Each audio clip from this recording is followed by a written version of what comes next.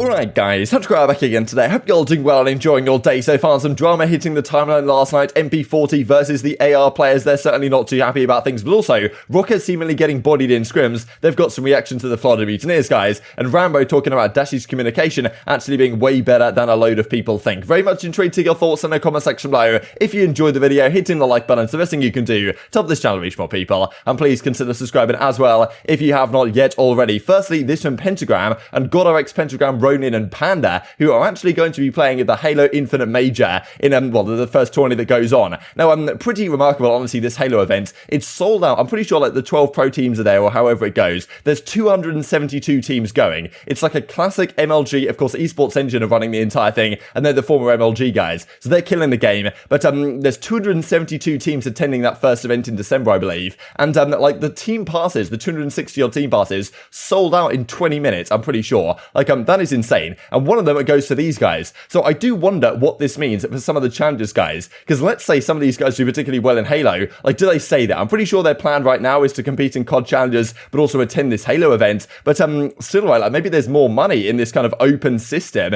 that Halo has, that you can actually play in the open bracket and make your way up to play against the pro teams. If you do well in the bracket, there might be more upside in that. There probably almost certainly is more upside in that than playing Call of Duty challenges. So big questions really to be asked for some of these guys in the challenger scene as to whether it's actually time to go over to Halo, right? Whereas it used to be a few years ago, it was Halo pros coming to Call of Duty. So we'll see how that goes. Kind of like how in Valorant and Counter-Strike, there's been a lot of fluctuation between those two scenes. We might have something similar in kind of like the controller esports, but maybe not. I suppose it remains to be seen. This also from Zero is the MP40 IP. I don't even know what I clearly clicked no, but I didn't really mean to click it. I should have thought about it a little bit more. But still, I don't know if it's really OP compared to some of the other guns. Every gun seems pretty OP right now. Most people are leading on the side of no. I think the ARs, like STG, like Automaton, they're also pretty damn good. But still, most people suggesting it's not overpowered, but of course it depends on what exactly gun you're using most of the time. As Bance says, no lol, ARs spawned in with the Automaton. Every single person seems to pronounce that differently. I'm pretty sure in the UK it should be Automaton. Like that's I'm pretty sure that's how it goes, but in the US it's pronounced differently. But anyway, Bance versus Zero a bit on the timeline right here. And even as Insight says, Automaton's the best gun in Vanguard. I won't be told otherwise. As Bance says,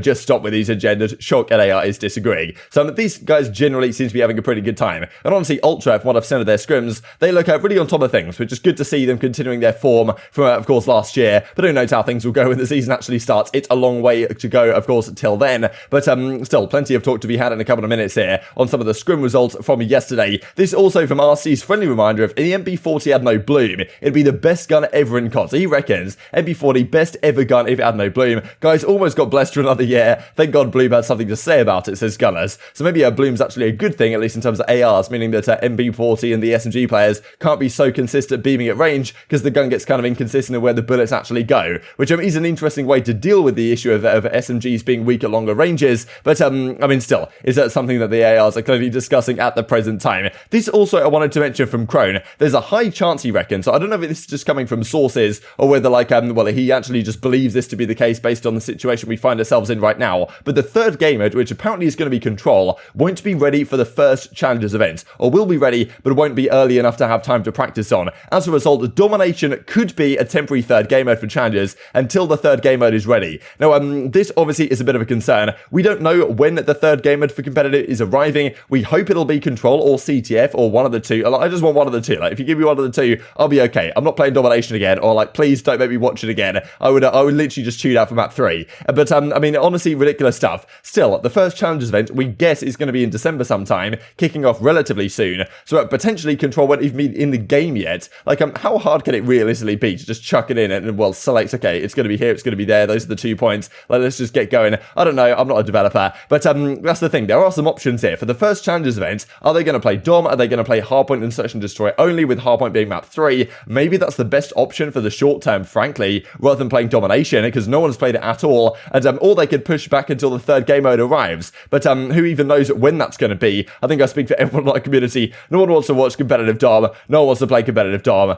I can pretty much agree on this front. But still a bit of a concern, frankly, that Control may be a while away, and Domination could be the only backup option here for some of the Challengers guys. And who knows what that means for the pro scene as well. Let's talk about this then, as Standy says they got away with it again, man. The squad sports never thought we would be in this position again. So aBeZy and Standy not happy, understandably so, with the state of the spawns right now. But other things going going on yesterday as well. There were some scrims, CDL Scrim Intel tweeting absolutely everything out on the timeline. Now, I'll run through a couple of them here in just a second, but there's too many to go through entirety in this video. These were some of the interesting ones from Florida versus Rokkr. On Gavuti, they got 250 to 61s, and then the very next map here on Tuscan, they got 250 to 30s. This, a pretty brutal scoreboard, quite frankly. Standy, of course, has 6 kills, and yes, so this is really early days. These guys are just playing for practice. They're not playing to necessarily win or, you know, do whatever. They're just trying to figure out what works and try on new things. So really, it doesn't matter these results, but still, if it's getting streamed, people are going to talk about it on the timeline, and getting put technically in the 36-point club, obviously people are going to start talking about that one. So, well, Standy says, you know, screw you guys, I was frying, like, you know, what are you even playing at? And, well, this tweet comes out in reply, which, well, was actually getting out, well, it got deleted after the fact, so I screenshotted it straight away before it got deleted, because I knew it was going to get deleted. Live streaming, getting 0 bullet reg against online phenoms, just turned off the stream and dropped 36, he says. So apparently live streaming, he gets 0 bullet reg, and gets rid of it, he drops 36 kills. Now, you know, of course, the other part of this is he's calling Florida effectively online phenoms, right? He's saying, yeah, Florida are crazy good online, but saying, yeah, on land, maybe not so much, right? That's the thing, to be fair. Minnesota Rokkr were better when it went to land towards the end of the year, and Florida, you could argue, were worse. Of course, they have a probably, well, pack-a-punch team now, well, now they've got Vivid in their squad, and they've obviously benched Havoc, and they decided to remove himself from the team anyway. But as he says, you know, people love scrim stats, right? Which is very true, doesn't really mean all that much, but still thought it was kind of interesting, right? Online phenoms at Florida, definitely a nice little storyline to look at going forwards. This then from CDL Scrim Intel, just wanted to mention and run through this. So some of the Optic versus New York scrims, 250-234, like at New York win one map here, then it goes to the Optics way. So it's well, 3-1 Optic in favor right here. Not sure they're really playing too much Desert Siege right now. I'll kind of just scroll through this stuff if you guys want to check it out. But yeah, Optic versus New York, they play another set late last night, and well, these are some of the results in this one. So generally, I think Optic probably won the series on the whole, but New York definitely won a few maps here, although it was a very close set of scrims, no doubt. And then there was Rokkr versus Florida. This was that series we were just looking at. FaZe versus Ultra was quite exciting as well, actually, to look through, because just like FaZe obviously are very good right now, even though they don't seem to enjoy the game, they still fry people in scrims. But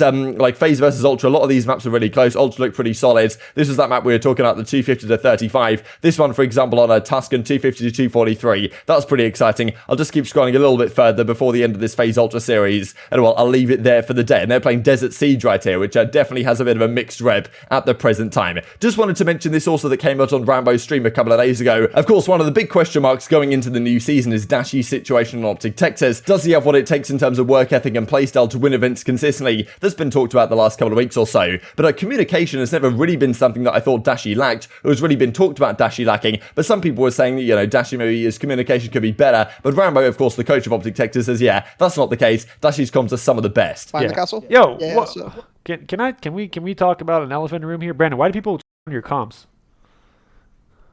Brandon's comms are solid as am I crazy here? Or well, I don't think people, like, even if somebody just like doesn't hear somebody that much on one map, like they're just gonna say the worst. Right, I guess. But wait, like, why are people saying his comms are bad? I don't know. That's just something I saw in the chat. Like people are like, I mean, it's not today, but in general, and this is like the first time where I've been really listening to the comms in general, and Brandon's comms are top tier.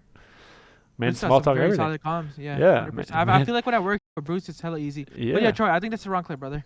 Is it? Just to finish off with a few things here. Firstly, this from Dave I thought was a quite remarkable set of spawns that we found here. Look how this goes. We've got Team Bravo in and around the hardpoint, and Dave and Co are trying to break in. Dave's this number 2 arrow coming from the top side, and well, he's going to take a gunfight right here, and all the boys are spawning in the back. This isn't absolutely absurd. They're spawning down here. You might think with Dave's presence they should spawn down here somewhere, but to be fair, the rest of his team is in men map, so it's not too much of a big deal. Now, number 5 dies, and look where these guys spawn in the hardpoint. This guy spawns right in the hill. I couldn't believe what I was saying when number 6 spawned literally in the hardpoint, and he's like, he can't believe his own eyes. He's turning around thinking, okay, what's going on here? Like, so number 6 is completely shocked. Then number 7 dies as well, and at this point you're thinking, okay, the break has got to be confirmed, right? We've got number 3 coming through the back here. We've got the back is effectively cleared out. Surely Team Red are going to spawn out somewhere, like, I don't know, around here somewhere, and that would make a fair bit of sense, especially because like Dave kind of has eyes on the back. But no, that's not what happens. We get all these kills go down, and everyone's dead, yet number 7 still spawns back here, which given Dave's positioning is maybe not too bad, but But I mean, it's just incredible the fact that number 7 spawns up, and at this point you gotta think all the red guys are dead. Like yes, this guy's in the back, but surely that's not enough to anchor the spawns. But it's squad spawns, baby, and look at all the boys. They're spawning up round here, and I mean, they're straight back on the hill. You broke the hill entirely, and within like 2 seconds time, everyone is on the hardpoint again. So it's just some of these situations that makes you think, wow, the spawns in this game are chaotic, right? And it's so hard to predict and so hard to deal with. So I don't blame the players having a hard time right now. And this I thought also was kind of funny from Parasite. Bana start GAing map positioning. It's not only GAing weapons, attachments, this type of stuff, but also like, okay, you can't go to this door, you can't look out this window because it's too strong. Back in, for example, Cartel, when that was played at the start of Cold War, there was that tower in the middle of the map. No one was allowed to get up there, right? It was eventually gentleman's agreemented from being used. Just because we talked about Desert Siege, I wanted to mention this. Vivid says that Florida played that up against FaZe, was not enjoyable. It's actually horrendous. How is it even being played right now? So maybe they need to find some sort of 5th map for hardpoints. And just given we were talking about Bloom a little bit earlier, I thought I'd mention this, that Gertch points out on the flank Twitter, one of the most important gunfights in Call of Duty history. So many implications to this win when Envoy took down TJ right here at the World Championship Chicago versus Optic, because of course it's game 5 round 11, 1 versus 1. The fact that Envoy won this one against TJ pretty much meant you can argue that because Optic Gaming were out then in Optic Gaming Los Angeles out in top 6 or whatever they finished in that tourney, then that probably led Immortals to selling that spot more readily than if they'd have won this and potentially gone on to do great things. And therefore maybe Hex doesn't get Optic back and all the crazy storylines that result as a result. But maybe with Bloom, probably wouldn't have been too much difference with Bloom given the fact that it was an AR, and the Bloom isn't really too effective on the ARs in this game, but the SMGs and the MP40, it certainly can be at range. Very much intrigued to your thoughts on all this stuff in the comment section below. Hope you guys enjoyed the video. If you did enjoy it, hitting the like button tells the YouTube gods this is a good video, and I was like you should see it as well, and I've grown the competitive Call of Duty community. Thank you much as always, take care, and I will see you next time.